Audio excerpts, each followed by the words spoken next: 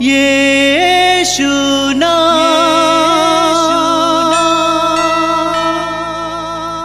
यीशु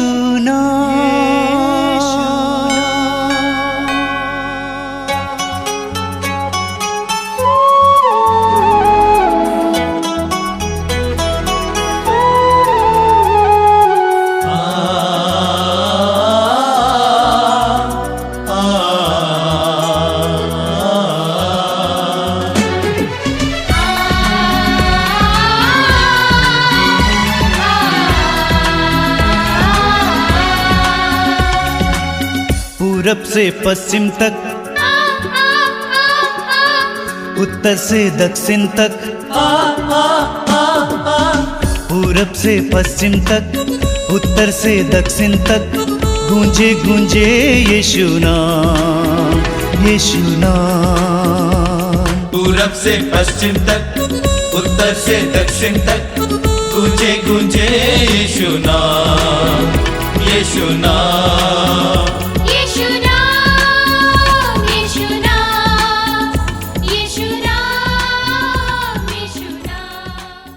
सबको जय यीशु। मेरे प्यारे भाई मेरी बहन, मातृधाम सत्संग में और एक बार आप सबों का हार्दिक स्वागत करता हूं। प्रभु आप सभी को आशीष और कृपा से भरे। मैं उम्मीद करता हूं कि आप इस सत्संग के द्वारा हजारों कृपाएं और आशीर्वाद पा रहे हैं, और इसलिए हम प्रभु को धन्यवाद देते हैं, प्रभु की स्तुति और आराधना करते हैं। आइए इस समय हम सबसे पहले कुछ देर प्रभु की स्तुति और आराधना करें, उसके बाद प्रभु का पवित्र वचन सुनेंगे, उसके बाद आराधना और चंगाई प्रार्थना में भाग लेंगे। आप जहां कहीं से भी इस समय मातृधाम सत्संग में जुड़ रहे हैं, प्रभु आप सभी को आशीष दे। आप अच्छे से बैठिए और इस सत्संग के द्वारा कृपाओं को पाएंगे। कृपया मेरे पीछे दोहराएंगे, hallelujah, hallelujah, hallelujah, hallelujah, hallelujah. यीशु की स्तुति हो, यीशु की स्तुति हो, यीशु को धन्यवाद, यीशु को धन्यवाद। प्रभु की स्तुति हो, प्रभु की स्तुति हो, ईश्वर को धन्यवाद, ईश्वर को धन्यवाद। Hallelujah, hallelujah. प्रभु की स्तुति करो, प्रभु की स्तुति करो, क्योंकि वो भला है, क्योंकि वो भला है। उसका प्रेम अनंत काल तक बना रहता है। सर्वोच्च ईश्वर की स्तुति करो, सर्वोच्च ईश्वर की स्तुति करो, उसका प्रेम अनंत काल तक बना रहता है। हालेलुया। सर्वोच्च प्रभु की स्तुति करो, सर्वोच्च प्रभु की स्तुति करो, उसका प्रेम अनंत काल तक बना रहता है। हालेलुया। उसी ने अपूर्व कार्य किए हैं, उसका प्रेम अनंत काल तक बना रहता है। उसने अपनी प्रज्ञा से आकाश बनाया है, उसका प्रेम अनंत काल तक बना रहता है। उसने पृथ्वी पर समुद्र स्थापित किया, उसका प्रेम अनंत काल तक बना रहता है। Hallelujah, hallelujah, hallelujah, hallelujah, hallelujah, hallelujah. यीशु की स्तुति हो, यीशु की आराधना हो। धन्यवाद पिता, धन्यवाद यीशु, धन्यवाद पवित्र आत्मा, तेरे आशीर्वादों के लिए, सभी कृपाओं के लिए, सारी आशीषों के लिए हम तुझे धन्यवाद देते हैं। तेरे महान प्रेम के लिए हम तुझे धन्यवाद देते हैं। तेरी स्तुति करते हैं, तेरी आराधना करते हैं। Hallelujah, hallelujah, hallelujah, hallelujah, hallelujah. प्रभु का वचन कहता है, ईश्वर ने संसार को इतना प्यार किया कि उसने उसके लिए अपने इकलौते पुत्र को अर्पित कर दिया। हालेलुया।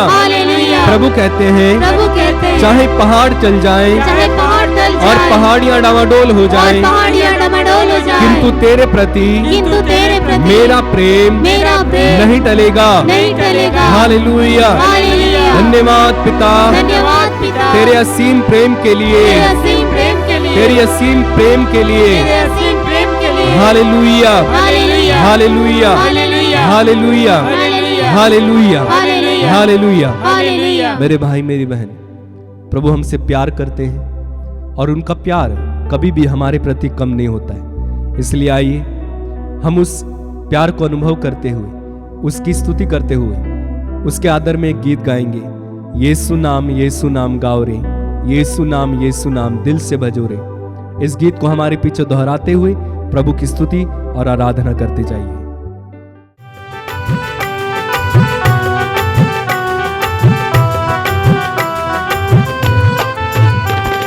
यीशु नाम